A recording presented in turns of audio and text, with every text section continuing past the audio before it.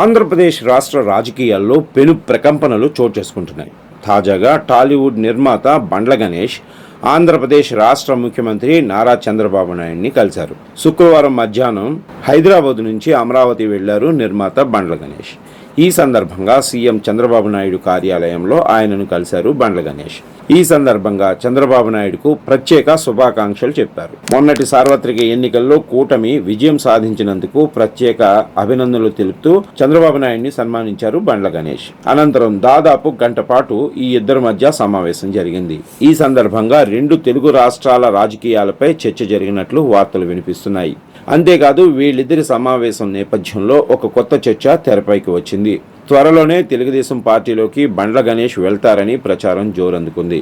ప్రస్తుతం కాంగ్రెస్ పార్టీలో ఉన్న బండ్ల గణేష్ మొదటి నుంచి చంద్రబాబు నాయుడిని పొగుడుతూ పోస్టులు పెడుతున్న సంగతి తెలిసిందే. ఇక తాజాగా నేరుగా చంద్రబాబు నాయుడును బండ్ల గణేష్ కలిశారు.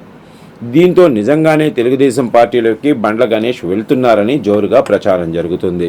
ఇదిలా ఉండగా టాలీవుడ్ ఇండస్ట్రీలో నిర్మాతగా కొనసాగుతున్న బండ్ల గణేష్ అప్పుడప్పుడు సినిమాల్లో నటుడిగా కూడా కొనసాగుతున్నారు.